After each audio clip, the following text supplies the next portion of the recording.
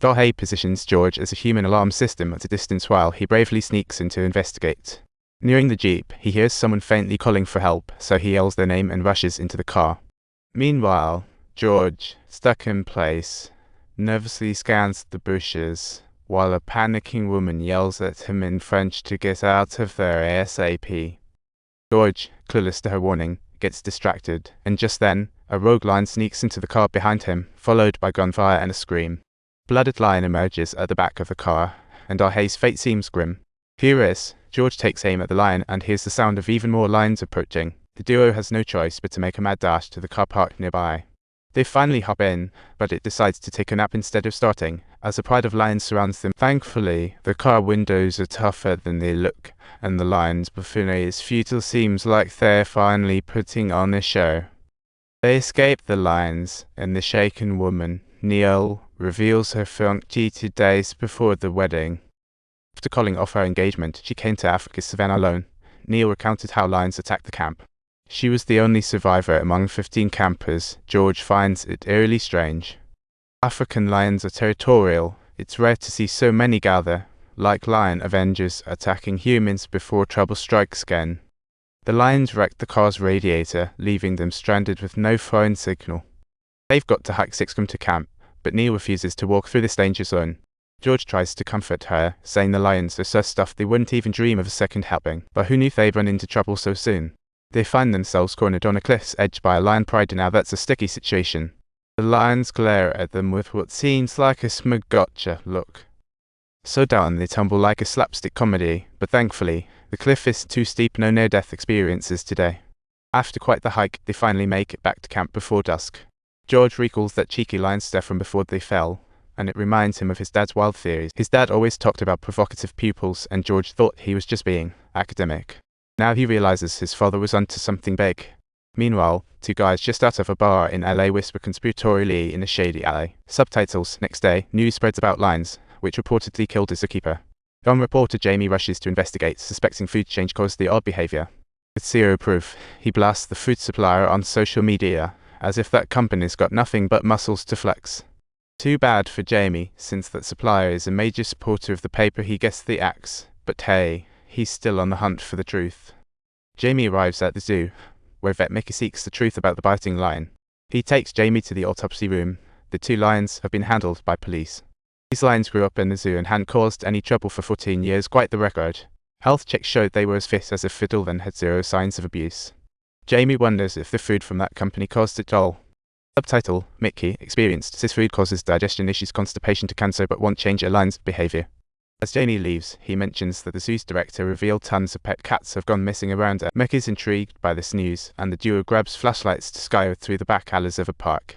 Finally, they come across a shocking scene. What exactly could be the cause of all these mutations? A little kid is having fun with his dog when Dad steps in, snatching the pup away. Furious, the dog grabs the kid's toy and storms off in rebellion. The kid chases his rebellious dog, but little does he know, he's wandering into a one-way ticket to Trouble Town. The dog takes its sweet time, stopping now and then as if to say, Simon, catch up. The path gets eerily deserted. Subtitles: finally, the puppy dashes into a dilapidated house, and the owner follows suit, never expecting that the obedient dog has prepared a huge surprise. Inside are corpses, all nibbled by wild dogs, while countless aggressive mutts surround the man like a horror movie. Meanwhile, on the African plains, some tourists experience a hello, would you like to be dinner? Moment with a pack of lions. Cautious Dahe manages to evade them, but gets snagged by lions and ends up in a tree using a phone to call for help. Who would have thought? At the station, George receives Dahe's SOS call, bewildered. He and police speed to the scene, seeing Dahe hanging in a tree via binoculars. George rushes to rescue as lions approach, tense yet. He and police save the fainting Dahe. As they sit in the car and drive away slowly, they can't believe the strange sight they see. Safari camp is a scene of chaos, mass casualties among tourists as medical teams rush in. And look, this George's mum suited up for action. Dahe is no major bites, just a few minor scrapes, leaving George scratching his head. All these oddities are making him a believer in his dad's theories. Dahei's cousin rolls in with George's laptop, saying he found some enlightening videos from their dad. He rehashes that humans are on top of the food chain because animals are blissfully ignorant and scared senseless. But soon enough, animals will figure out they might just be capable of ruling the world themselves. Dad's experiments back this theory, and Dahei, waking up, finds himself being interrogated by George. George asks about Dahei's attack, and it turns out the lions weren't out for his blood at all. They were just trying to send a signal, we're not scared of humans anymore. George's mom is totally baffled by this, and when she learns he's diving into his dad's theories, she practically blows a gasket. Her anger silences him again. Dad's research created quite a stir in the academia, and even Harvard kicked him to the curb over it.